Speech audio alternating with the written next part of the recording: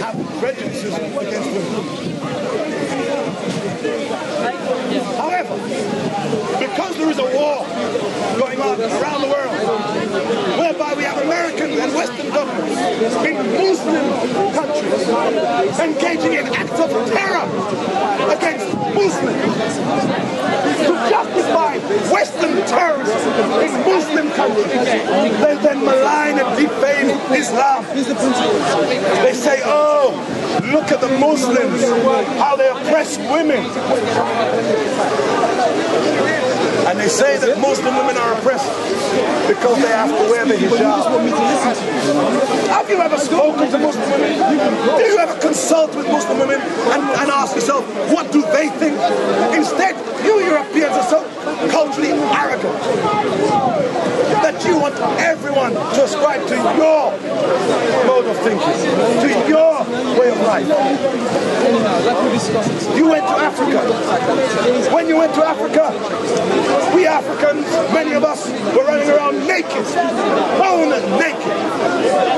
Our 12-inch penises dangling in the wind.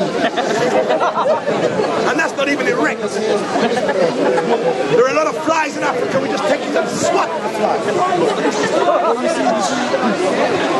You Europeans came to Africa and said, look at you Africans, you're away from God, put on some clothes. Look at us Africans now, we dress up like you Europeans, culture imperialism.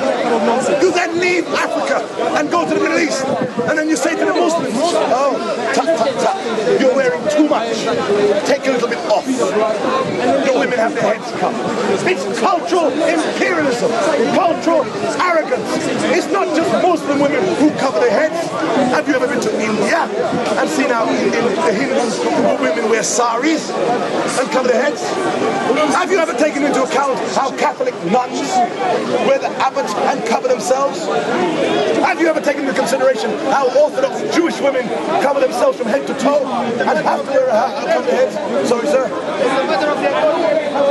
The mother of the God-bearing house. My brother, all you have to do is look at any Christian rendition, any ancient Christian artwork, and it will show you the alleged mother of Jesus wearing a hijab. Wearing the hijab. And when they have these Christian renditions at school, when they have their Christian renditions at Christmas, every Christmas, the schools have performed plays, and they perform the birth of Jesus Christ. How do they dress up the children? The children have to cover their heads, wearing the hijab, to mimic the life. Now hear what? I'm not enforcing anything. I'm simply saying what we have is cultural imperialism, which does not respect the cultural values and principles and traditions of others. It's not just Islam. It is Eurocentric arrogance. If I were to go somewhere dressed in a traditional African dress, Europeans would have problems with it. When Rastas came around in society, and Rastas wore their dreadlocks as a symbol of black pride, black culture, black identity, black tradition, black history. When Rastas came in through their dreadlocks, white society had problems. The hijab is nothing but the new dreadlocks for this society who now persecute you, but they persecute us. Why do they persecute dreadlocks? Because when you wore the dreadlocks, it told you something. You weren't trying to cut your hair. This is an Afro dreadlock. You weren't trying to cut our hair and put a part in the middle of it to appear more Eurocentric. So Europeans are angry with that because they cannot control the dynamic. That's why now in America, look at all the bullshit artists and the bullshit that they sell. Look at the paradigms of beauty, black beauty. They would rather put Beyonce on every fucking front cover. A woman who wears a weave like a white woman, who will lighten her skin, who will have a straight nose, who will look European. So the image of black beauty is controlled by white Europeans. We don't even control our own image. Why do you think Michael Jackson became white? Why do you think Michael Jackson straightened his nose, straightened his hair? He became whiter than white people. That was Michael Jackson.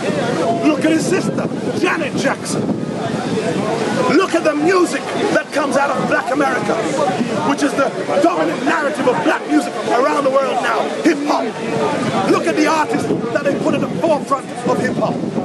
Back in the day, hip-hop was about conscious messages, about messages to society, community, transcending information about where we are, what we should do next, the oppressions we're facing. A message.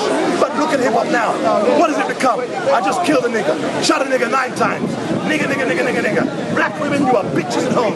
Nigga, hey nigga, fuck you nigga. I'm gonna fuck you nigga and shoot you nigga. I just killed a nigga. That is the music that commercial white, as well as those blacks that accept, begin to perpetuate through the society.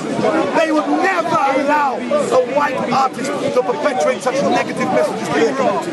Never. Not even Eminem. Eminem may say, I hate my mother, I'm gonna kill the bitch. But that's a personal message to someone he knows. But they would never allow a white artist to say, oh, fuck you, honky. I just killed a honky. I just shot a honky 9 times. I want to do a drive-by in this honky neighborhood. Hey, you white women, you honky bitches, you hoes. You are hoes, spread your legs, I'm going to fuck you, hoes. There is no way on earth that they would allow a white artist to do such nonsense music. But Jay-Z and all these other bullshit artists to do fuck all for our community. Puff Daddy, you heard me right? Puff Daddy. Puff Daddy, Snoop Dogg. You have these artists selling death. They will never bring to Britain a cultural, conscious artist to sing. Instead, they'll have Glastonbury, they'll have fucking Hyde Park, and they'll bring in Jay-Z to sing on this shit. You don't know about black music. What's worse? Sorry, sir? What's worse, he's middle class, he's never known one in his life. Sorry? What's worse, he's never known one in his life, he's never known poverty, he's middle class as well. They never know poverty, they don't know it. You even have now black middle class youth. Yeah. Growing up in suburban America, who now want to tattoo themselves, get about $100,000 worth of gold teeth, and dangle their trousers down their fucking back, saying, yo, what's up there? Went to the best universities as well, Cornell, Yale, have where? qualifications, and they're talking, and they're denigrating their own community, and they could do... What up to artists like KRS-One? Oh, man. Gives you edutainment. Yeah. Gives you messages. These artists have no space, have no breathing room now. So I'm saying to you, we must understand that racism and prejudice still exists. You Muslims, you are the new niggas on the block. You're just catching hell now. We know what you're going through. Yeah. Blacks in America were niggas. And then we had September 11th. And after September 11th, they became African American. Before that, they were niggas like everyone else. Because they were after September 11th, America found new niggas to hate. And the new Muslims started catching hell, niggas. You're the new niggas. Muslims. Everything is now perpetrated against you. In the British press, they've put out all these bullshit stories about how Muslim gangs are grooming underage girls for sex. Fuck it. Weren't that us black people back in the day where they accused us of being rapists? They always racialize crimes. Yeah. So we were the rapists. We were the drug dealers.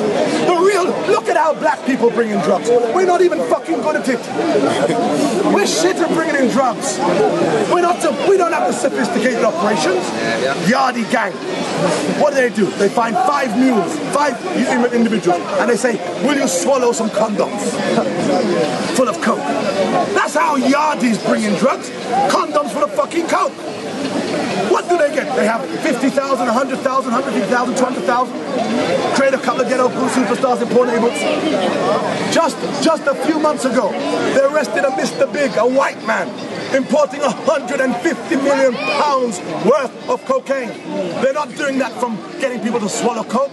They bribe customs. They bribe the police. They bring it in on fucking ships, on planes, by the kilo, by the ton load virtually. But never do you see those white faces behind the drugs in the media. And then they'll see a black man, an addict or a black woman who, because of poverty, has become enslaved by the social pressures and falls ill victim to drugs. She's caught with a gram of cocaine. He's caught with a gram of cocaine. They send him to jail for 5 years.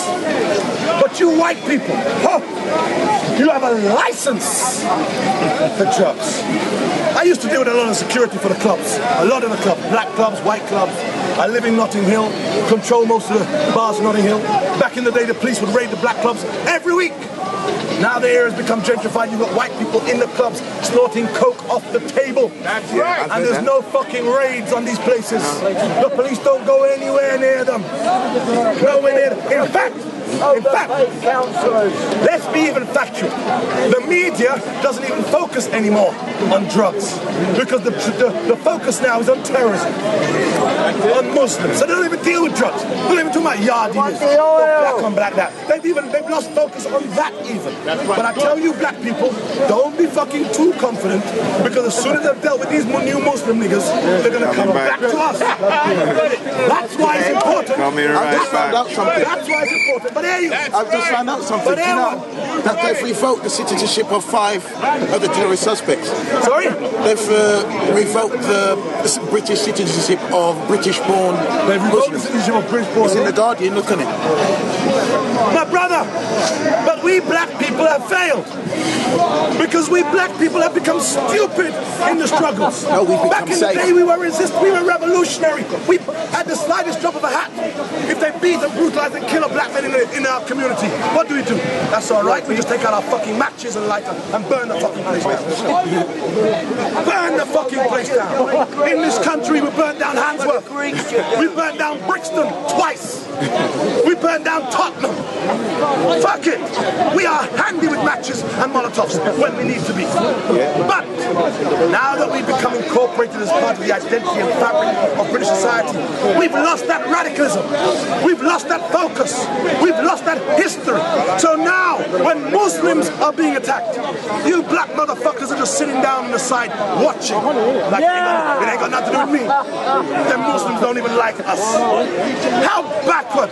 Don't you realize that this is the time when you should be fighting on those frontiers, closing ranks, supporting your Muslim brothers and sisters in their struggles, because we all catch hell at some stage in the history.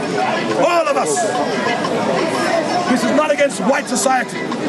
Not against white society. Because always throughout the struggles, there have been white people who have been active, who have laid their lives down for what they consider justice. Justice and humanity. This has nothing to do with black or white. Come on, this has nothing to do with black or white. You white people also have a responsibility, because it's not all white people who are privileged who benefit from white supremacy. Poor white people also catch hell. Look at how they describe them in the media. Chavs. It's arrogant. Look at it. We have bankers. We have the corporate world bankrupting the globe, bankrupting the world's economic institutions. We have bankers who steal billions. Billions. Billions. We have corporations who avoid billions in taxes. Yet not one of them have gone to jail for their crimes stealing billions. But look at how the media frames it. Look at how the media frames it. The media will put on the front cover of their newspapers a white woman, a working class poor white woman with 3 children on benefits, who just applied for £20 more benefit more than she's entitled to. So she's taking £80 a month more than she's entitled to. They will put her on the front page of the newspapers.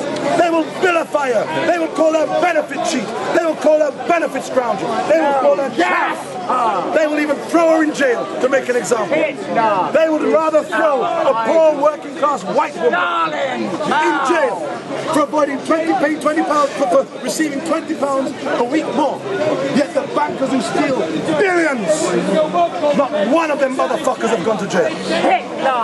And you motherfuckers out there, the little fucking YouTube, Twitter, fucking Facebook motherfucking generation. Look at you motherfuckers. You're on Facebook and YouTube and Twitter, all of this shit all day long. You have the instruments, the tools of revolution right at your fingertips, and you do nothing with it. Nothing. You're on Facebook posting these bullshit messages. I just had a hot chocolate and a coffee. Send. 10 motherfuckers come back. I like that. One motherfucker come back and say, How many sugars? Another motherfucker come back and says, was it Tate and Lyle or was it Demerara sugar? And you have these bullshit conversations all day long. All day long. You are consumed by the machine of celebrity, which gives you nothing. Nothing. You have Paris Hilton, Victoria Beckham. What the fuck has Paris Hilton done to be famous apart from get fucked? What is her skill? What is her art? What is her craft? What is her contribution to humanity? What has Paris Hilton put on the table? What the fuck has Victoria Beckham put on the table? Go, man! Hello. Courage! Go! What have they put on the table? They have put absolutely nothing on the table. But these are the icons and the individuals that the media and the government want you to worship. They put them up on pedestals as though everything they do is important. Oh, look, Lady Gaga blows her nose. Someone finds the fucking tissue she blows her nose on and auctions it on fucking on eBay for $2,000. Where the fuck have we got to? Let's be real, man. Where have we arrived and why have we arrived there? Because we can't help ourselves. We don't control the media, we don't control the state. But you are being brainwashed. They are pumping this negative bullshit into your heads every day, wherever you go. You go to a newsagent to buy whatever. What's on the front cover? All of these. They have hello, okay, Cosmopolitan, now, right there in front of you on the shelves. You go to a supermarket, Sainsbury's, Asda, Tesco's. On the counter as you enter the door, all of these magazines, hello, okay, Cosmopolitan, now, and other bullshit titles. You go to the dentist, on the table, the waiting room table, hello, okay, Cosmopolitan, now. You go to the doctors, it's there, hello, okay, now. You go to the hairdressers, hello, okay, now. It's all you're being brainwashed. It's information being pumped into you, so you can't even help yourself. You believe that there is some significance to these vacuous celebrities' lives. What are they doing to us? We have wars across the world. We have wars in Iraq, wars in Iran, wars in Afghanistan, wars in Pakistan, Yemen, Somalia. Is it by any coincidence that they're Muslim countries? Does it Syria? Does anyone ask the question, why are we there? Why are Western governments in these countries? Barack Obama, that damn Uncle Tom in the White House. Barack Obama is a fucking puppet. But you black people of America, you African Americans, you fucking terrified fucking chitlins eating motherfuckers. You African Americans, you are just so pleased to have a black man in the White House that you excuse all the crimes he does, all the crimes he commits. White America, white liberal America, they're so racked with guilt always that they see the election of a black man as progress and therefore refuse to criticize the actions of the president. Barack Obama is worse than George Bush. Why? Because he's more intelligent than Bush. He has a better image than Bush. He's a better salesman than Bush. In Pakistan, when George Bush was in power, they dropped 52 drones. Drones dropped 52 bombs on Pakistan in the 2 terms of George Bush being in office. Since Barack Obama has taken office, they've dropped bombs up to 368 times in Pakistan. It dwarfs George Bush's record by almost 7-1. Barack Obama said he was going to close down Guantanamo Bay. He gave you a date. He said in January 2010. We are now well into 2013. Guantanamo Bay is still open. And that devil in the White House sells you bullshit. Change, change, change. Change we can believe in. Yes, we can. What fucking change has Barack Obama delivered? Barack Obama said he would sedate the war in Afghanistan. Instead, Since Barack Obama took office, within months of taking office, Barack Obama sent 30,000 more troops to Afghanistan. So there are more troops in Afghanistan under Barack Obama than there ever was under George Bush. Oil pipeline, Afghanistan. They said the oil. They're going to close down. Bastards. They said they're going to withdraw troops from Iraq. What have they done? They've employed thousands upon thousands of private military contractors, which is nothing but a euphemism for mercenaries. Nonsense. Barack Obama's dropped bombs on Yemen, Somalia, Pakistan, Afghanistan, Libya. And no one says a word because no one wants to be seen to be criticizing the black president. Let's go even deeper. Let's go even deeper. For those of you who have a spliff, or what you white people call marijuana, roll it now. Let's look at why the image of blackness can be used to perpetrate crimes under Western imperialism. Let's understand it. Why? How is it possible? When we think of figures, international figures, human rights figures, people who have died for justice, freedom, emancipation of the world, we always think of non-white people. It's by no accident, because blacks are supposed to know better. So when we think of these people in the struggles, the great heroes, the icons, the saints of social justice, we think of people like Gandhi. We think of people like Martin Luther King. We have another one in waiting on his deathbed now, Mandela. It's not by accident that they're black or non-white, because blacks are supposed to know better. Blacks are supposed to have fought for these things. So when we have the war in Iraq, every war of the last 20 years in America has been sold by a black face. They brought in Colin Powell because they realized they need to sell the war, but black people are supposed to know better. So Colin Powell steps up in the UN. It's PR, it's public relations, it's marketing. And Colin Powell says, it's a crime against humanity.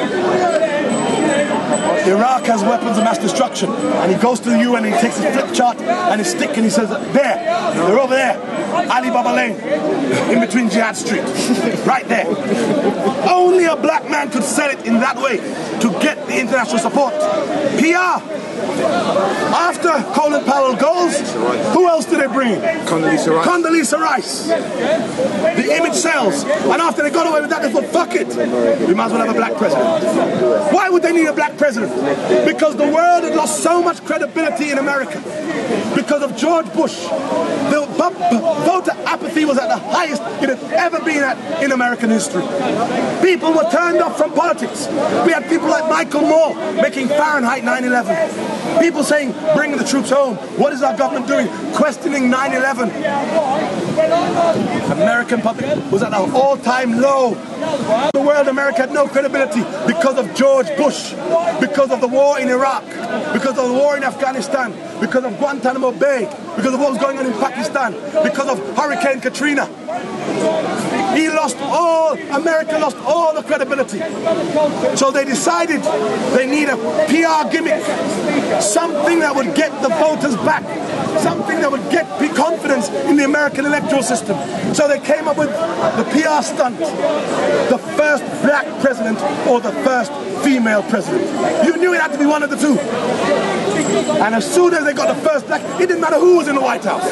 The first black, the first white, the first Republican, the first Democrat. It didn't matter who was in the White House. It would have been business as usual. And what Barack Obama has shown is that it doesn't matter what color you are. What Hillary Clinton has shown as the Secretary of State, that warmongering bitch, exacerbating war in Libya and around the world. What she has shown is it doesn't matter whether you are female or white. Color has fuck all to do with oppression. We are looking at a corporate system which manipulates all of us, all poor people around the world. We are manipulated. The system has always been that way. We always try to deduce it and intellectualize it and find out means and why and how. We look at slavery and we say, oh, slavery was a result of racism. Fuck no. Slavery had fuck all to do with racism. Slavery had everything to do with capitalism. Before they transported slaves to the Caribbean, they imported the Irish. They brought Irish fucking workers and Scots. They brought prisoners to work after they killed out the native Caribs and the Arawaks who lived in the Caribbean. Slavery was a result of capitalism. They discovered sugar in the Caribbean. They needed the transport, they needed the labor to harvest the sugar, and the black labor was the only labor because they tried the native people, they died out. They tried whites, they couldn't cope in the sun. This was the natural progression. Understand it. So let's not always get into this racial divide of black and white. And what do? The system remains the same. But even you poor white people are caught up in the illusion of what it is. Because they pluck poor white people from obscurity, from nothingness, with no talent, and they give them celebrity status. They pluck David Beckham and they pay him £150,000 a week for his, and what is his contribution to humanity? The ability to kick a ball in a straight line and make it swerve at the end. They pluck him, put him on a pedestal. They take Victoria Beckham. I can't even tell you what talent she has, but they just put her there. They take people like Jordan, what do they call them? What's her name? It's Jordan, the model or whatever, model, fuck that. They pluck her out of nowhere, put her there. Damien Hirst, artist, what the fuck has he done? Put a fucking cow in formaldehyde? They pluck him out there, put him there. Tracy Emin, she doesn't make her fucking bed and wins the Turner Prize. They pluck her out of there, put her there. I would have much more respect for celebrity if they plucked a doctor and said, look at this doctor who went through years of sacrifice to gain an education, who does all of these complex operations to save people. I would rather they plucked a policeman out who's done something, who's saved people's lives, put him up there. A firefighter, a nurse, a postman, a teacher. I would have much more respect for celebrity, because if you put ordinary icons up there, it means the ordinary people in society will aspire to that. Instead, are the ordinary folk aspiring to become policemen, doctors, lawyers, all of these trades? No, they want to be a celebrity. So you see these young women and men putting on their oversized sunglasses, walking with a Louis Vuitton fucking handbag, spending 500 and a grand whilst they live in a fucking council estate. That probably cost a fiver to make. Or they buy a phony Louis Vuitton or a Gucci handbag or some bullshit to play that bullshit game. Because we're aiming for those illusions. Young people now want to become singers. Look at the programs which have the most ratings. X Factor, The Voice, Britain's Got Talent. What talent has they fucking got? If you want to show me Britain's Got Talent, why don't you show me some doctors, some teachers, and let them compete? Instead, we have become empty vessels. We've become vacuous human beings. No longer do we value family, society, community. We now put more value in the shoes we wear, the cars we drive, the houses we live in, how big the house is, what the postcode is, how pretty or how handsome our husbands or our wives are, or our girlfriends or our boyfriends are. We become vacuous, empty human beings who contribute nothing to humanity. We don't even form relationships now. Many of you have relationships online. Your cyber personality has more dimensions than you do in reality, because you've lost the ability to communicate, to socialize in a real way. You bump into someone, what do you do? Because the value of who they are is dependent upon what they can do, what they do, and what they can do for you. Oh, what do you do? Oh, I'm a footballer. Oh, do you want to come to a party next week? Bullshit. People, women, men, prostituting themselves. You have women all over these clubs just waiting For some, where they know the celebrities hang out. Nonsense. But back to Islam. Take a quantum leap. Back to Islam. As to how the media frames Islam. There have been over 600 attacks against mosques and Muslims last year. Look how many mosques were burned down last year, before the Lee Rigby incident. Look how many mosques were burnt to the ground.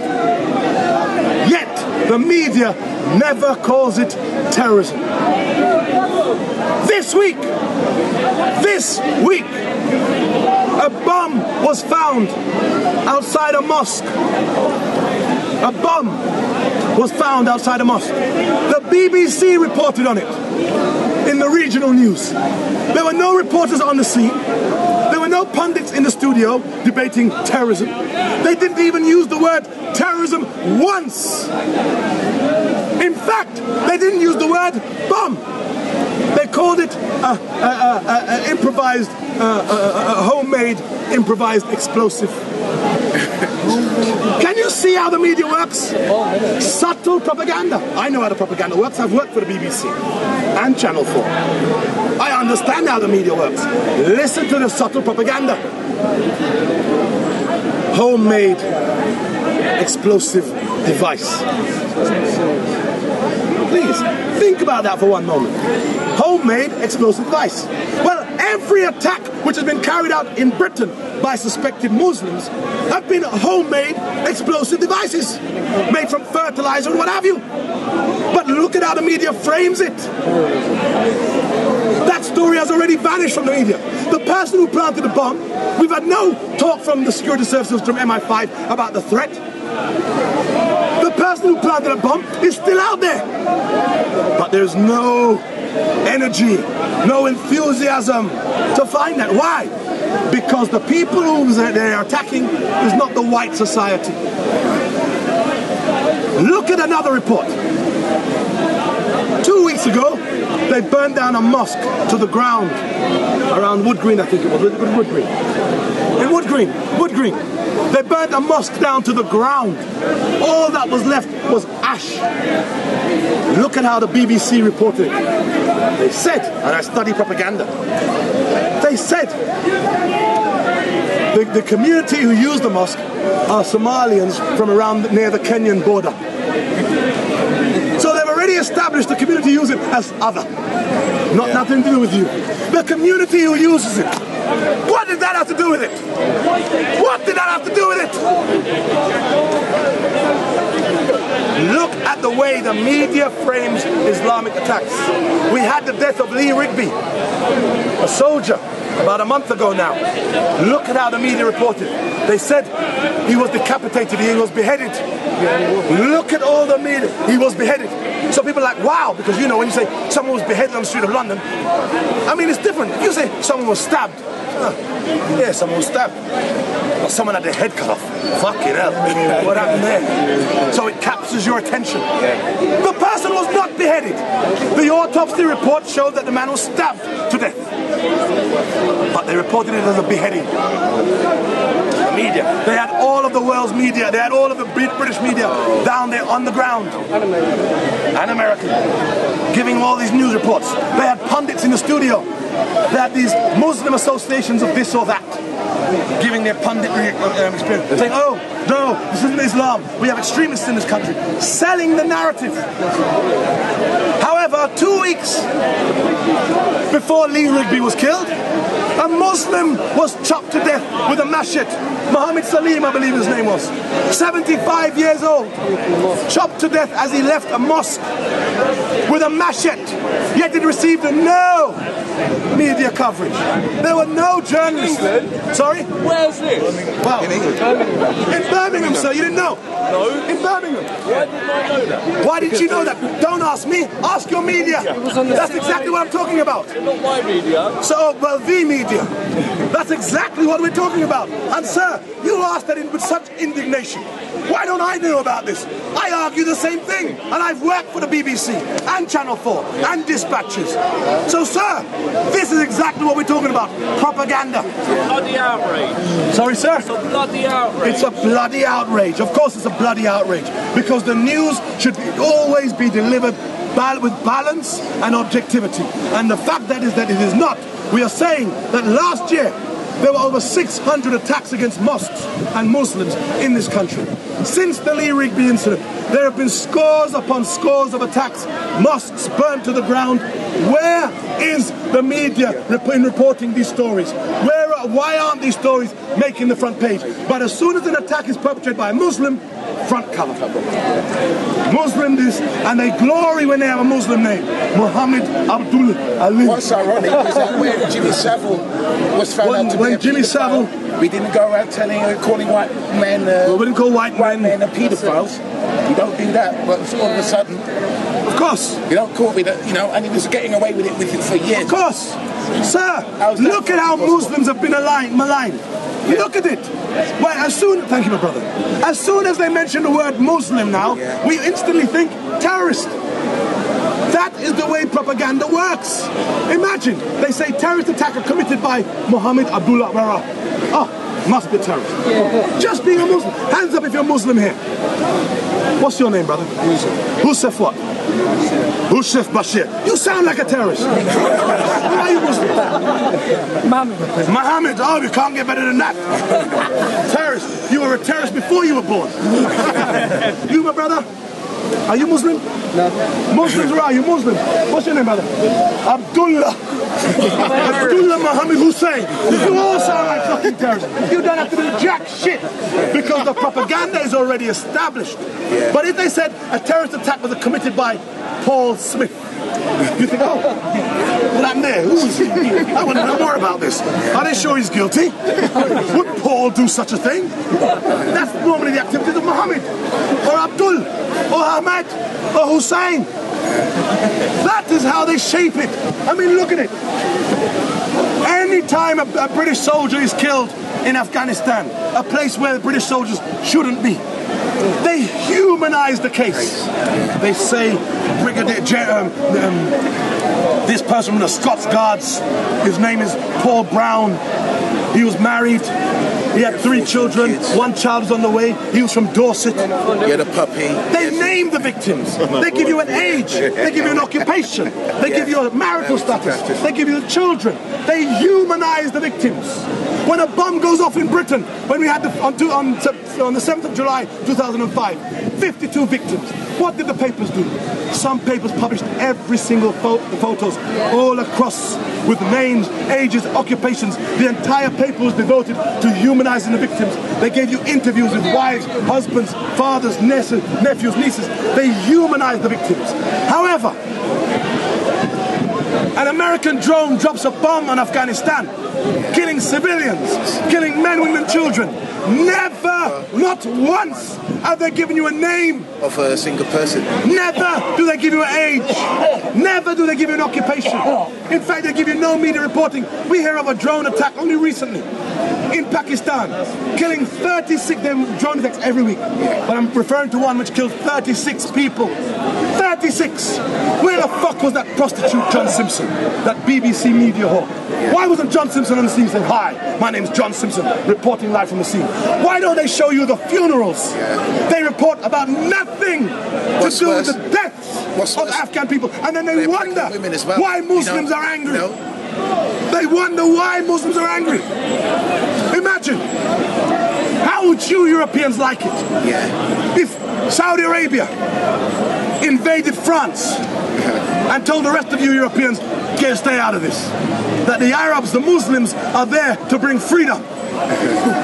How would you like it if the Arabs put in power a man who's sympathetic to the Arabs and and the Muslim government? How would you like it? How do you think British, or French, or European expats living abroad in Muslim countries would respond? You too would resort to terrorism. Look at the French. When the Germans invaded France, what did the French do? They began blowing up cafes. They began throwing grenades in public spaces. They began killing Germans. Then they were called freedom fighters. But as soon as Muslims, as soon as other people begin defending their rights, you call them terrorists. Who are the real terrorists? What right do you Americans, do you Europeans, do you Westerners have to be in Iraq? To be in to want to create war against Iran? To drop bombs on Somalia, Yemen, Syria, Libya, imagine Afghanistan, Pakistan. Now we have the American government on that damn fucking Uncle Tom, Barack Obama, saying we are going to supply the Syrian rebels with weapons. We have the British government, David Cameron, saying, oh, we should support the rebels. Look at David Cameron. Let me bring home an irony to you. Think about this. The individual, Michael Adeboloja, and his accomplice, who was supposed to have killed the soldier, Lee Rigby. Michael Adeboloja, used to attend meetings of an organization called Al-Mujaroon, which is led by Anjem Chowdhury. Al-Mujaroon also supports the rebels in Syria. So we had a man who committed an attack in Britain, who is also supportive of the British agenda in Syria. Can you see the contradiction? Yeah. That's why the British should stay out of it always. They have fuck all to do with them, but they are hypocrites. And they create these wonderful euphemisms to make it appear that they have the global consensus on their side. They say, we, the international community, demand this. We, the international community, wants this. Who the fuck are you referring to when you say the international community? You're not referring to my brothers in Nigeria.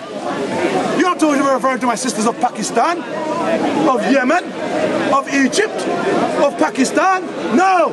When you use the euphemism, the international community, you mean the white Western nations. Racist lies. You mean America. Go to hell. You mean America, Britain, France, Spain, Italy, Canada, New Zealand, Australia.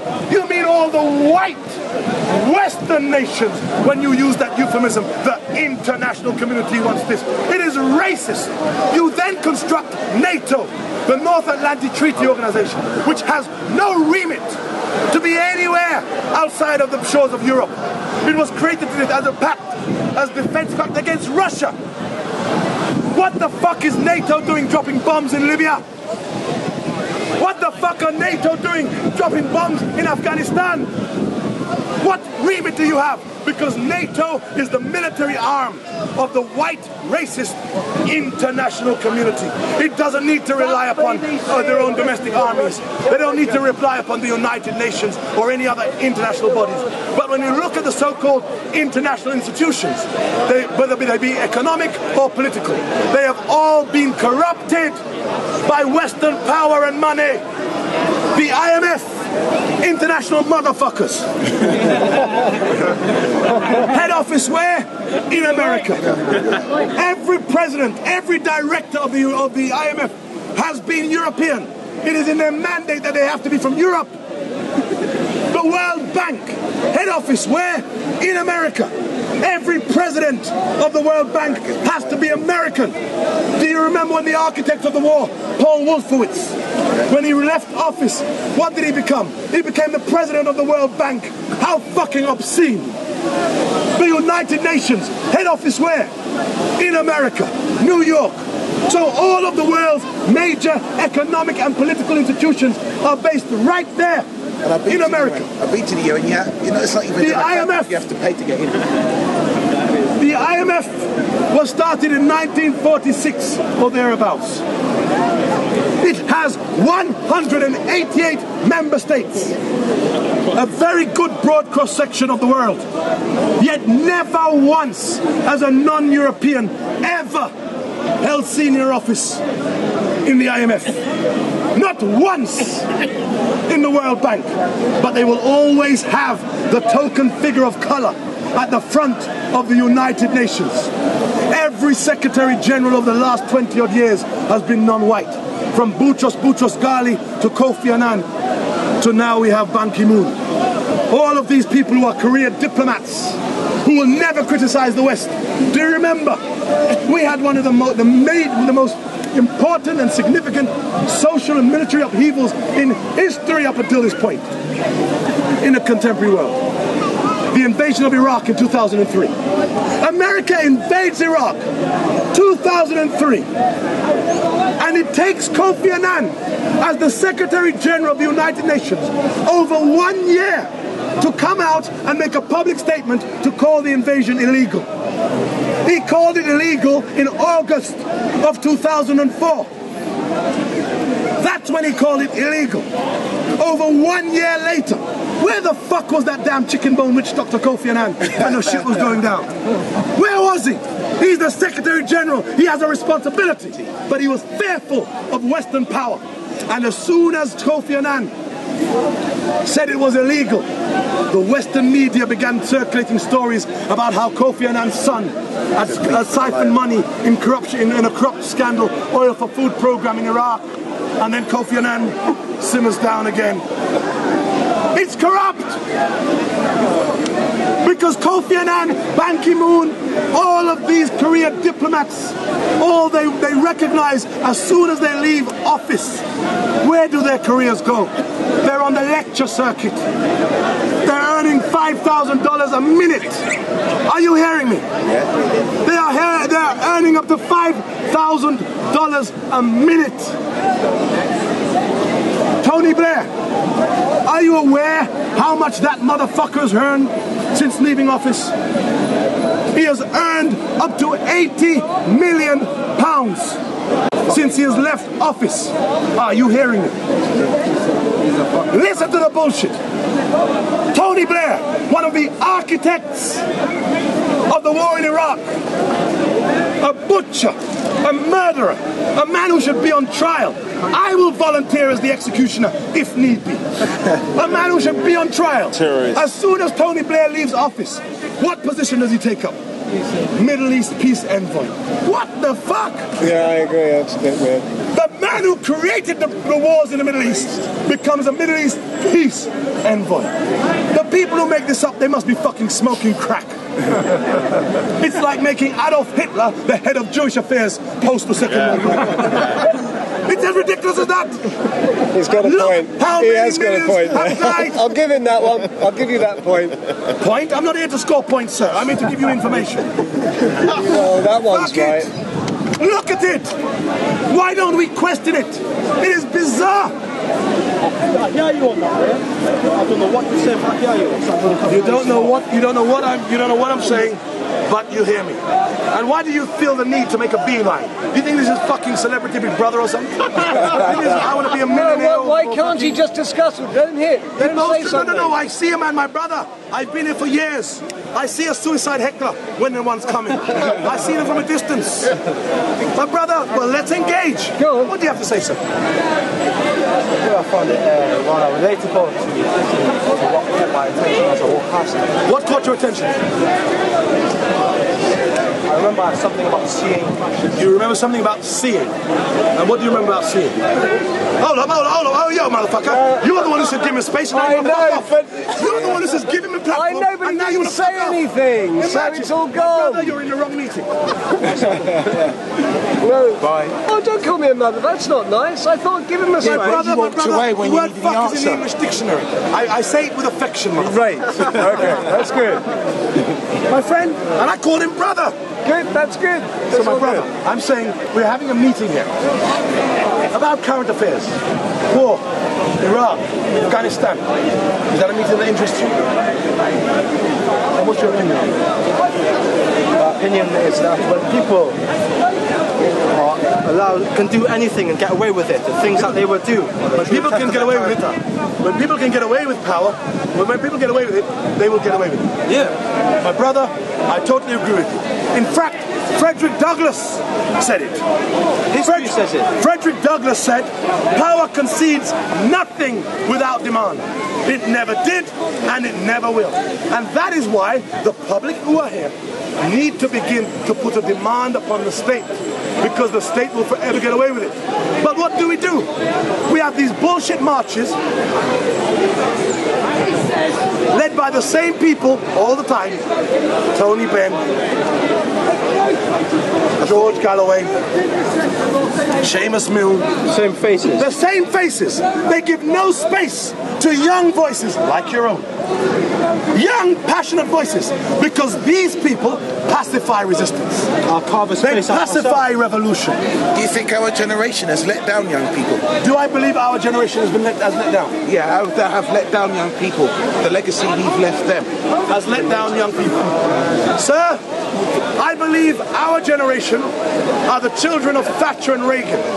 We started this consumerist bullshit where we pursue false ideals, false illusion, vacuous spaces of reality, where we chase the car, the house, the money, the celebrity. We chase these empty spaces, and we have children who are brought up in this postmodernist age who then reject everything, who place a value on nothing. So they have inherited that space. But I attend many meetings. I was at a youth conference last Sunday called Represent, whereby the youth were saying, what are the challenges for this generation? The solution has to be with the youth. Because we are too long in the tooth and too old. And we have too much to lose. We've got families, we've got houses. But the youth are the backbone of every revolution. Always have been, always will. But don't they have... But don't we have a duty as a... I believe that... Duty. We have a duty to... Listen, brother. Poor working class people, the youth and adults, we do fuck all. I agree with that. The working classes never create revolution. Revolution is always created, or more often than not, created by the middle classes. I disagree. You disagree? Hold on, brother. Let's look at revolution. The French Revolution, Robespierre, middle class. The American Revolution, Patrick Henry, middle class. But it was a majority of the working class. The Chinese Revolution, Mao Zedong, whose parents were landowners, middle class. Fidel Castro, Che Guevara, the Cuban Revolution, middle class. And even when we go into the sphere of make-believe, the heroes and icons of revolution are still middle class. Robin fucking Hood, middle class. But what about the slavery folks? May's gonna make some fucking urban oi polo fucker. But how the fuck did Robin Hood buy these fucking fancy Lincoln green tights? But what about the slavery middle class? Hold up. Flash Gordon, ruling elite. Tarzan, ruling elite.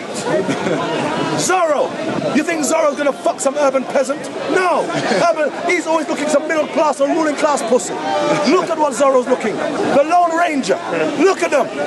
When you even look at the heroes of make-believe, they're middle class. Tell me the revolutions of the workers. Okay, then let's see. The Russian Revolution. The Haitian Revolution. What about the Haitian Revolution led by slaves? Against the Haitian Revolution. The slave revolts during the same point. Good point. That's where I will use my disclaimer.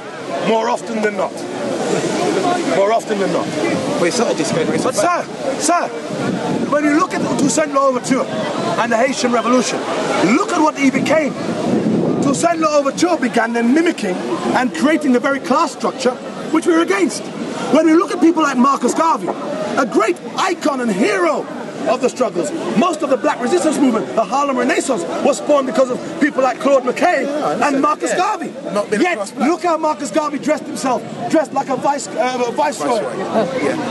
State, because we were mimicking the systems. So we create these class disparities. Look at the struggles of black America. Who created the struggles of black America? Was it really Martin Luther King? No! Martin Luther King was middle class, because at that stage, the churches were the ones who had the educated the educated elite. Yes. They were the ones who were the black intelligentsia, the black middle classes. We always have the workers who spark the flame But it is always the ruling elite, the middle classes who appropriate it. The Iranian Revolution of 1979, that was spawned by the students of Iran, hijacked by the Communist Party, hijacked by the mullahs of Iran. But the students we had we now call it the Arab Spring.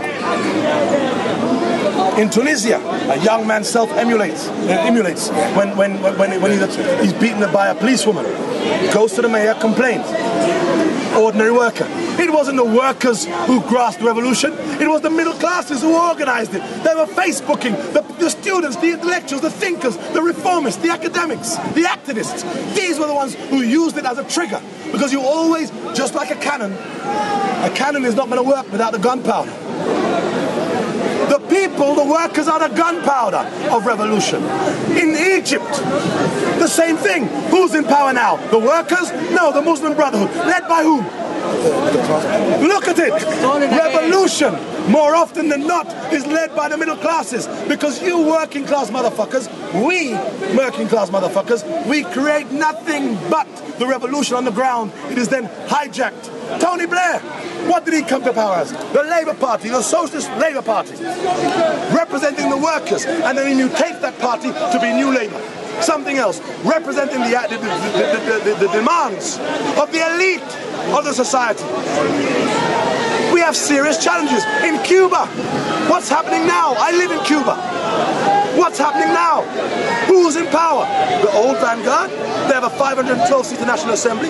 How many blacks are part of that National Assembly? Blacks are marginalized. Blacks live in the worst housing, the worst highest unemployment, largest police repression. And I live in Cuba. I challenge and fight and work in that sphere in terms of augmenting civil resistance. Last year at New Year's, I went to a hotel. I had a friend come over. They didn't want me to let me into the hotel. My brother. So when we look at revolution, I'm not talking about capitalism or socialism. I'm talking about elites, cliques that abandon the people. Revolution is not real. Revolution, yes, it is real, but it's not. Revolution lasts a nanosecond before a new wave of people want change again, and then begin organizing them in the background, become dissidents. To oppose, we are fighting about ideas. Look at America. America was so against communism. America, look at the contradictions. America says, we believe in a free society.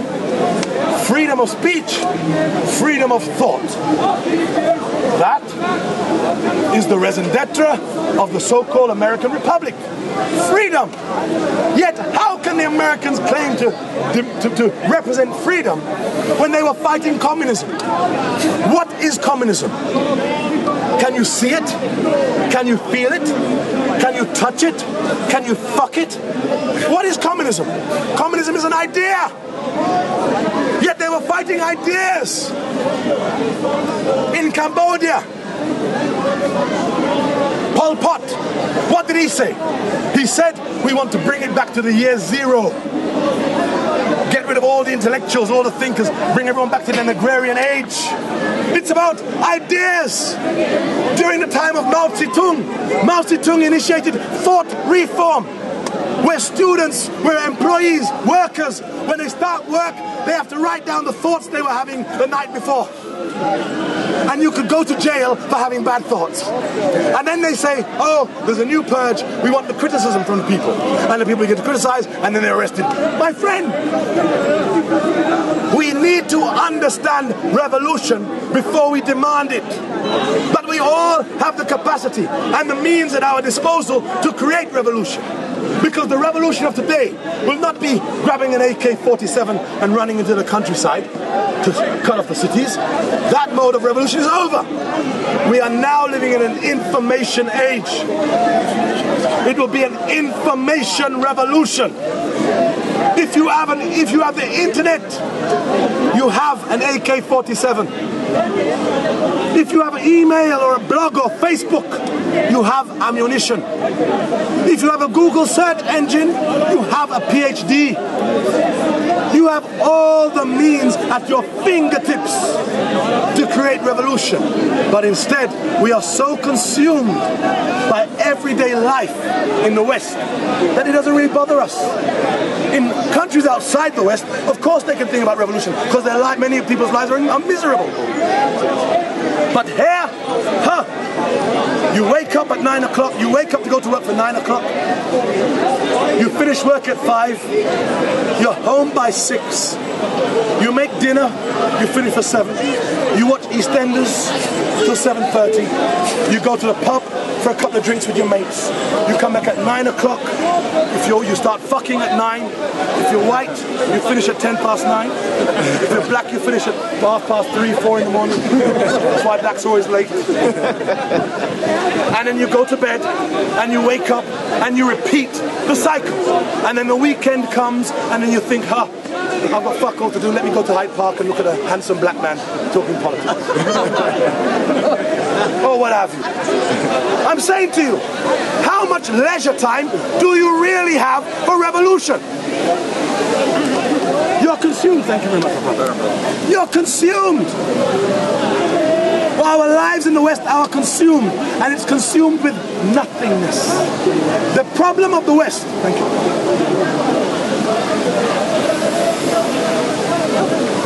The crisis of globalization has brought the human population into a confrontation of identity. Who are we? Look around you now. Look around you. Just look around you. Let me show you globalization in action. Where are you from, my brother? Where are you from? Mauritius. Where are you from, my brother? Sudan. Where are you from, sir? Originally Yorkshire. Originally Yorkshire. Where are you from, sir? Bangladesh. Bangladesh. Where are you from, sir? Italy. Sorry? Italy. Italy. Where are you from, sir? Born here. Born here. Born here. Yeah, born here. I was born in China. What does that make me? Okay, You, sir. No, okay, no, it's too late. Fuck you. My brother, where are you from? Somalia. Where are you from, brother? Somalia. Where are you from, sir?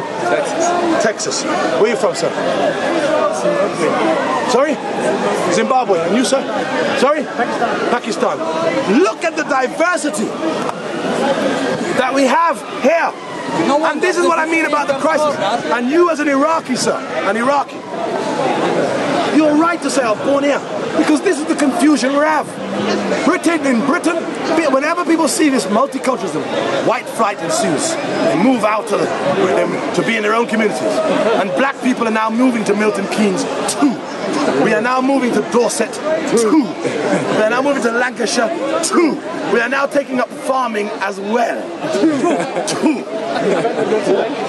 We have Pakistani farmers trying to grow mangoes in England. And you know they produce the best mangoes.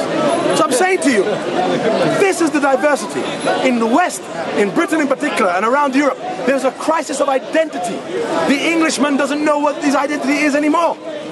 Prior to the independence or the decolonization of African Asia, the Englishman knew who he was. No, he didn't. Hold on, sir. They had an idea of national identity represented by Great Britain. It was represented by empire. It told them who they were, informed their identity.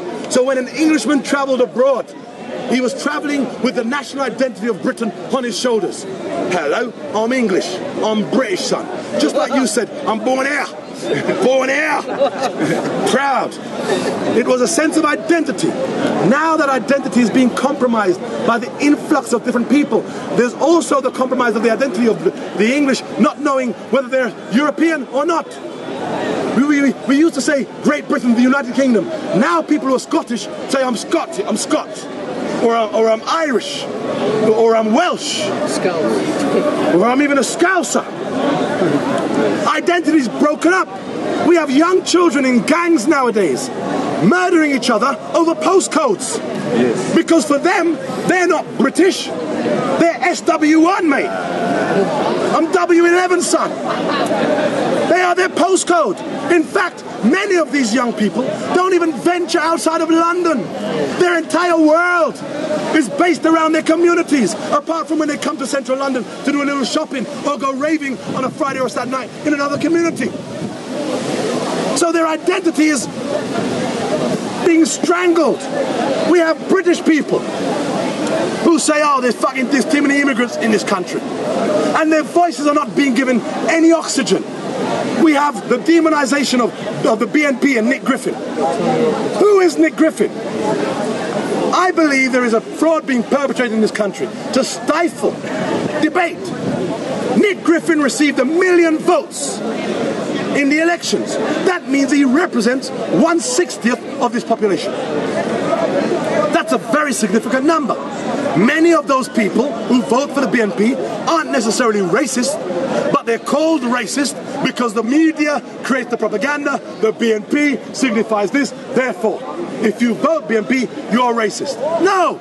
You have white working class people in this country who are frustrated with at the level of immigration in this country. Now, let me just say this to you black and non-white people. If I were white, working class, living on a poor housing estate, whereby I felt that my child deserves a home, but there's now a shortage of homes in Britain, where I felt my child deserves a job, where the jobs have been parceled off elsewhere, and so there's competition for the labor amongst immigrants who have come in. If I were white, working class, and felt these things, and were given no spaces with which to debate my gripes, my concerns, I too might vote BNP, and then you motherfuckers will be out of there, you fucking black cunts. You'll come and take our fucking jobs and our houses. It's real. I'm not saying their argument is valid, but it deserves oxygen to have a debate to address their concerns. And when you don't address their concerns, they move closer and closer to groups that will represent their concerns. More racist or far-right groups, more radical groups. Britain is afraid of debate. We debate nothing. The Englishman is so... We have never had the debate about racism in this society. You just pretend it doesn't exist. You just pretend everything's all right. Everything's not all right. Look on YouTube. Go to YouTube and look at some of the vile racist comments posted on YouTube. All you have to do is have a black person in a video. Don't have to say nothing. And you'll hear, look at that jungle bunny nigger who want to go home. These coons, they've come to our country. Use lot. Read, just go to YouTube, it's there. That is the Latin, that is the underground racism that in this society never confront. When has the Queen ever come on her balcony and said, oh, I abhor racism? Why hasn't she addressed their subjects? Why don't they try to address it? Why don't the government address it? Instead, the government fuels racism. They say, oh, multiculturalism hasn't worked. Fuck you, David Cameron. Multiculturalism has worked in Britain, and it's a great example. I will say this. Britain is a great country. The United Kingdom is a great country. It is a tolerant country. It is better to be black, non-white, or Muslim living in Britain than to be black, non-white, or Muslim living in France, living in Spain, living in Italy, living in Portugal, living in Germany, living in Poland, living across the majority of Europe. It is better to be black, non-white, or Muslim and live in Britain than to live anywhere else in Europe. So we have to give credit where credit is due. That is about tolerance. Because here in Britain, they practiced multiculturalism. People could come from whichever country they wanted to and be themselves. They embraced that identity. You go to Edgware Road now. It's like you're in Little Lebanon. Go to Queensway, you're in Little Saudi Arabia. Go to Brixton, you're in Little Jamaica. Go to Seven Sisters, you're in Little Nigeria or Ghana. Go to Southall, you're in Little India. My friend, and when people come, people are still practicing their culture. You go to Southall, you see the sari. People who arrived there 40, 50 years ago, still struggling with the English accent. Hello, how are you? You there in me, no, please. How are you? Hello, how are you? My father, Jamaican. He arrived there in 1961. Still can't fucking speak English. He speaks gibberish in patois. My English friends could never understand him because there was never the pressure on him. You can be who you are. Here you are, Jamaican. You are here in Britain. In America, Because of the strength of their national identity, there is pressure put on people to conform. I went to school in the US for a little while. I had family and friends who came from Jamaica, came to England, still speak the Jamaican patois. Yeah, man, when they go on a blood clot or they arrive in Jamaica, they arrive in America, and within a few weeks, hey there, buddy, how you doing? Are you going to the ball game? Yeah, my cousin's the same. Your cousin is the same. You know, from Antigua. He's from Antigua, Yeah. but arrives in America, and there's pressure to conform because America doesn't tolerate other too much. They had a Mexican singing the American. They had an American who's originally from Mexico, whose parents are from Mexico, born in America, singing the American anthem, and then the American public, not all, criticizes racism, prejudice. Sorry, sir? Fascist. As we're on to fascism, I don't think we're too far away from fascism now. What is fascism? Fascism is a relationship between the state, business, and government. Don't we have that relationship right now in the West? Isn't it fascist? Didn't George Bush say that he invaded Iraq because God told him to do it? Yes, he did. Was he not there representing America's corporate interests?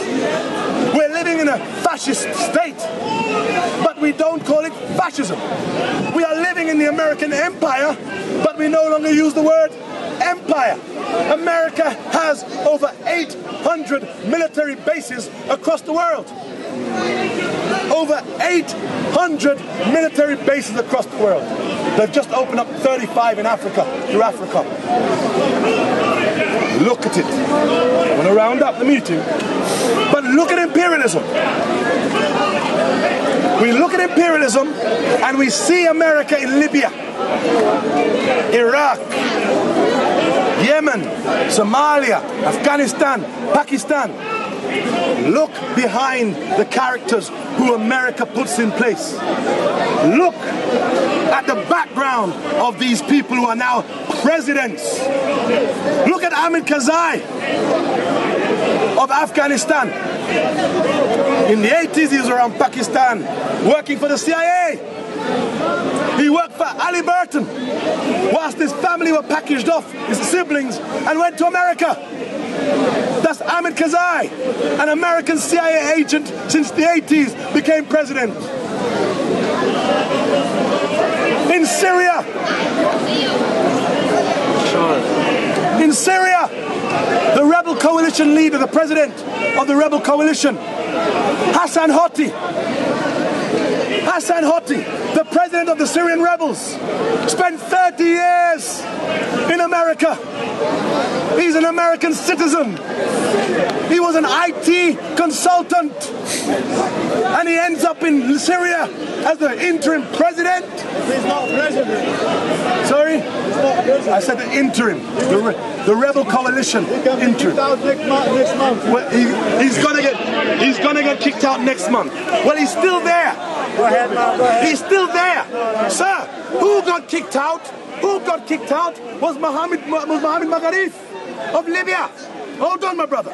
Hold on, my brother. Mohammed Magharif. But, sir, who's there now? Hassan Hoti is there now. It's only been a few months. He's going to change But he is there. Sir, I have said to you, Hassan Hoti, sir, I agree with you. Of course, he won't be there for long. Why? Because even the Free Syrian Army don't want him. He's not president. No one wants him. He's not president. Sir, Just said he's the interim And he will not be president. president. Sir, the coalition rebel president. The coalition is not president and it's not government. Wow. Then why was he elected? Elected for now. Elected for now. That's what I'm talking about. Now. That's what I'm talking about. Now. Hassan Hoti spent 30 years in America as an agent. He worked for IT. He's an IT consultant. I know where you're at, but we're going to get to you. In Libya, we had Mohammed Magharif, who spent 30 years in America. The Prime Minister of Libya, Ali Zidane, spent 30 years around Europe. I agree with you. Hold on, sir. It's not always the case. Hold on, sir. It's not always the case. Allow me, sir. It's not black and white. Sir, who is Hassan Hoti? What is Hassan Hotti's position? Sir, He's going to be sir, next month. you or want the to month debate? after. He's not, Next month he's is not not going to run now. for presidency either. Now he tries to defend the position saying next month. But he's there now. It has been changed 3 times, Hold on, 4 times sir. Hold on, this year. sir. Hold on, sir. We don't just go to the Middle East, we go to Africa. Eleanor Johnson Sirleaf. She was the head, she worked for the World Bank. She was in America from the 80s. She's now the president of Liberia. Eleanor Johnson Sirleaf in 2006 created a TRC, Truth and Reconciliation Commission. The findings of that commission said that Eleanor Johnson Sirleaf and 49 others should be barred from participating in political elections or politics in Liberia for 30 years. Why? Because they said that Eleanor Sirleaf Johnson was one of the major financiers of one of the warlords, which was Charles Taylor. Eleanor Johnson Sirleaf was behind Charles Taylor. Al-Hussein Ouattara of the Ivory Coast, where was he? In Europe, in France. So the point I'm making is this. You look at these leaders who are coming into power now. What is the common denominator? They were all in Europe. Al-Hussein Ouattara was a consultant at the IMF, a senior financial consultant at the IMF. Look into the background of these characters. Now this man says Hassan Hoti is not going to be there. It doesn't matter who's there. All we are saying is simply this, that the West has their agenda. And we have the third thing I would say about the Middle East is you Arabs and you Muslims, you have a problem uniting. You're like crabs in a barrel. You pull each other down. One starts rising, one pulls them down. What happened to the days of Abdel Nasser? What happened to Abdel Nasser trying to unite you? What happened to it? Instead, you Arabs and you Muslims, you fight and fuss and murder and pull each other down like crabs in a barrel. And then wonder why it is that the West can dictate its policies in your countries. When the West wants to impose sanctions or actions against any Middle Eastern or African leader, what do? They band together. They say the international community, the EU, we determine that we are no longer going to trade with you. We're no longer going to do any business with you. We're no longer going to sell you arms. They band together to impose actions that will bring about results against you Muslims, you Arabs, you African states. Why can't you Muslims, why can't you Arabs do the same thing? There is one story, one campaign, one conflict, which is in the memory of all of us. Not Tunisia, not Egypt, not Libya, not Syria. There is one cause of which there is no argument, no dispute. Palestine. That is Palestine. Palestine, a righteous struggle for independence, for sovereignty. The Palestinian struggles is what you Arabs and Muslims should all unite around. How is it that you Arabs, you Muslims, can't get together and say to the West, no more oil, no more business until we have a free Palestine. We are imposing sanctions on you for supporting Israel. Why don't you do that? If you did that, I guarantee you there would be a free Palestine by midnight tonight. The biggest hurdle to Palestinian independence is not the Zionists of Israel. It's you Muslims, because you talk out of both sides of your mouth. King Abdullah of Jordan says, we love you, we want to help you. But King Abdullah of Jordan is terrified. They say we want to help you, but do nothing. Support Western actions. Why? Because with over 2 million Palestinians living in Jordan, if Palestine ever got its independence, whoever controls Palestine will have a de facto influence in Jordan. The House of Al Saud, Saudi Arabia, Sabah, Hamid bin Khalifa, all of them, Qatar, Bahrain, speak out of both sides of their mouth. We have seen Qatar supply arms to the Syrian rebels. We see Qatar, we see Bahrain, we see Saudi Arabia in Libya. Why the fuck can't the Qataris, the Bahrainis and the Saudis supply arms to the Palestinians? If they can supply arms to the Syrians, to the Libyans, why the fuck can't they supply arms to the Palestinian people? Bunch of fucking hypocrites. Shisha smoking, kebab fucking eating motherfuckers. Something to do with the Sunnis and the Shiites, I suppose. Sorry? The Sunnis and the Shiites. It's got fuck all to do with the Sunnis and the Shiites. It's got nothing to do with Sunni or Shiite in Syria. There must be nothing. Of course now there's an element of sectarianism involved. Isn't that the part of the problem? But no, it was not nothing to do with the problem. The real problem is this. Syria is different from Libya. And there are more, in fact Syria is a much more complicated nut to crack than Libya. And why we have the Qataris, the Bahrainis, the Saudis attacking Assad or Syria, if you like, is because in Bahrain they have a minority Sunni government and a majority Shia population. Now when we had the Bahrainian uprisings, the Bahraini government accused the Iranians, who are Shia, of manipulating the protests and demonstrations in their country. The Saudi Arabians sent their military over to protect and bolster the Bahrainis. So when we had a situation in Syria, which is a minority Shia government with a majority Sunni population, of course the Bahrainis, the Qataris saw it as an opportunity to get their own back. They have issues, so it's more complicated than America, Russia, China. Russia is involved because Russia gave the green light for America by abstaining for America to have action in Libya. But Russia is also fighting to try and rebuild its international presence on the world stage. So now it makes a stance. So my friend, you see it's much more complicated. Even the way the news is reported. We have Al Jazeera. You think, oh, during the first Gulf War, everyone thought Al Jazeera, a righteous station, a station that means something, that's brought a new way of reporting news. It's got people. It was all right then, but now Al Jazeera has become corrupted. Al Jazeera is Qatari owned. And so of course the narrative on Syria by Al Jazeera is going to be that of the Qatari ruling elite. The media is corrupt. And my friend, all I argue for is not in support of Assad or even in the rebels. I simply argue that the news should be balanced, that both sides of an argument should be presented in front of the public so that the public can begin to make much more informed decisions about the news that they receive. Many of you may know the film Blood Diamonds. I made the original documentary Blood Diamonds. I was the first person to travel with the rebels in Sierra Leone. I knew all sides. The BBC approached me and asked me if I could get them into the rebel-controlled areas because the BBC wanted to tell a story about how diamonds had been used to finance the war. So I agreed to go for the BBC to get them behind rebel lines, to tell the story as to how the diamonds are being used to finance the war. But I said to them, as part of the agreement, was that I would like to tell the political angle of the story as to why the war started. Because very often the Western media, racist in the way it looks at Africa, they would like the Western world to believe that black Africans are fighting over diamonds.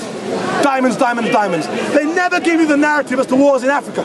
Why they're happening, what's going on, who the feuding sides are. They just say they're fighting because that's what Africans do. We war. Black on black. Black on black. Yeah. These Africans, ooh, look at them. So I agreed to go and tell the story as long as we could tell the political narrative. During the war in Sierra Leone, any country which is fighting a war will use its resources to buy weapons. They weren't just selling diamonds in Sierra Leone, they were selling cocoa. They were selling coffee to buy arms. But blood cocoa and blood coffee just doesn't got that ring to it, does it? And the media were fixed in what they wanted to deliver to the public. I went out, told a story. I had many contacts because I'd worked in the country for years before, not in terms of journalism, but in something else. So I knew all the players, most of the players. One of my contacts, one of my informants at the United Nations, because the UN didn't like the British. One of my contacts, I won't name her, but one day, 4 rebels, 4 CDF, Civil Defence Force fighters were killed. And their heads were chopped off. And they had British-made weapons. And my contact in the UN said, Ishmahil, get up there. I'll give you a chopper, an helicopter, get up there, film it. I tell my cameraman, we're going to head up country to film the bodies and to show the British-made weapons. Because in the mid-90s, we'd already had the scandal, Arms to Sierra Leone scandal. So here we still have British weapons, there with serial numbers. Serial numbers are there, we have a case. Let's go. My cameraman says, hold on, I've just got to call the office. He makes a satellite phone call, come and says, oh Ishmael, we can't go because we need more diamond stuff first. We went into rebel-held territories in Tongo. The British, I'm sorry to bore you with this, the British had a remit. The British did not come under the UN. The British had a remit to train 12,000 SLA, Sierra Leonean army fighters, because the army had been disbanded. They had a remit to be in one location, which was a camp for training.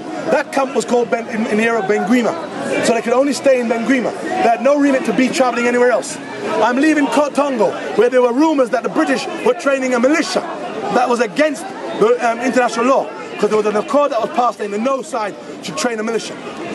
When we're coming out of the bush, we see a British patrol in the middle of the no man's land where they should not be. I say to my cameraman, film it. He grabs the satellite phone in the bush, phones back, Ishmael, we can't film it. I knew Valentine Strasser, the youngest president in the world. Very well reasonably well. Lived next door to him in Juba Hill. As I knew him, I said to the BBC, let's go and film Valentine Strasser. He was the former president, because he will explain, he was the one who invited the mercenaries, executive outcome, to come to Sierra Leone. The BBC said they don't want it. Cut a long story short, when I arrived back in the UK, after spending 3 months in Sierra Leone, the BBC said to me, stay at home and write the story. I stayed at home and wrote the story. When I returned back to the office, they'd already cut and dried the story, the stat they wanted. There was nothing about a political angle, all about diamonds, diamonds, diamonds. I said, this isn't the story that I wanted. They then said, oh Ishmael, there's been a mistake on your contract. What do you mean? I was contracted as a producer. They then said, because I began to, sorry, I'm jumping something. They said to me when that happened, when they said to me there was no political angle to the story, they said, don't worry Ishmael, it's a brilliant story. Don't worry, there's a lot more work for you. I said, I didn't come here for work. Then they sent a friend of mine downstairs, Ben Anderson, who's now been one of the BBC's most embedded journalists in Afghanistan in Helmand province. Ben Anderson came down to me and he said, Ishmael, if you rock the boat, you'll be blacklisted. So of course I took them to a tribunal, overseen by Mark Namaza. Mark Namaza was the one who gave evidence at the Iraqi war inquiry on behalf of the BBC. And the BBC ruled in the favour of the BBC because it was an in-house inquiry. So this is the bullshit of how they manipulate news.